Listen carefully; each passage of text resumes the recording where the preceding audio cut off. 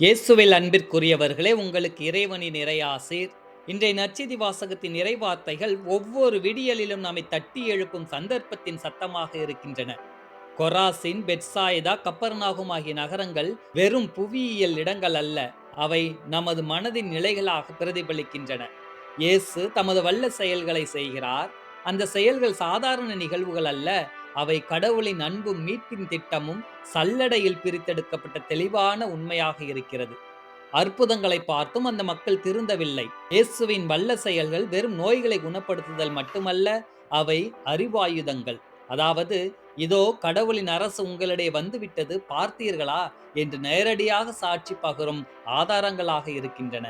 தீரு, சீதோன் போன்ற நகரங்கள் அறியாமையின் இருட்டில் இருந்தபோது அவர்களுக்கு மெழுகுவர்த்தி வெளிச்சம் மட்டுமே தேவை. ஆனால் கொராசின், பெத்சாயிதா மக்கள் சூரிய ஒளியை கண்டனர். சூரிய ஒளியில் மனம் திரும்ப மறுப்பது என்பது ஒரு புத்திசாலித்தனமான தற்கொலைக்கு சமம்.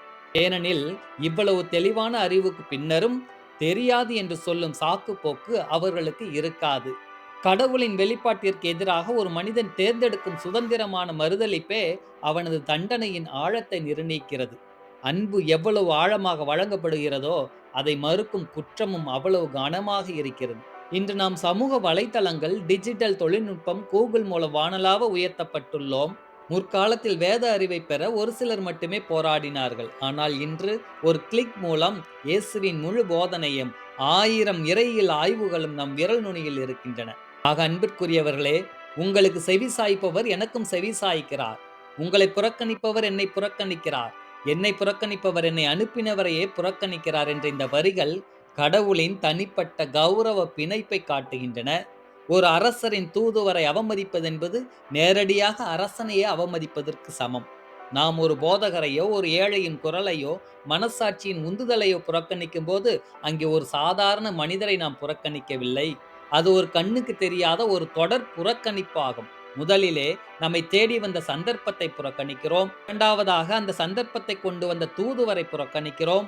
மூன்றாவதாக தூதுவரை அனுப்பிய இயேசுவை, அதாவது அன்பையே புறக்கணிக்கிறோம். இறுதியாக அன்பை உருவாக்கிய பிதா கடவுளையே புறக்கணிக்கிறோம். ஆக ஒரே ஒரு அலட்சியத்தின் மூலம் நாம் முழு அன்பு சங்கிலியையும் உடைத்து விடுகிறோம். எனவே இனிமேல் நமக்கு வரும் ஒவ்வொரு நல்ல சந்தர்ப்பத்தையும், உதவி கரத்தையும், புத்திமதி சொல்லும் குரலையும் கடவுள் நமக்கு அனுப்பிய தனிப்பட்ட கௌரவ தூதுவராக கருதி மதிப்போமே. ஜெபிப்போமா. அன்பான இறைவா, இன்றைய நாளிலே எங்களுக்கு இந்த கொராசின், பெத்சாயிதா நகர் மூலம் பாடம் புகட்டியதற்காக நன்றி சொல்லுகின்றோம். இன்றைய நாள் முழுவதும் எங்களோடு இருந்து எங்களை வழிநடத்தும். ஆமேன்.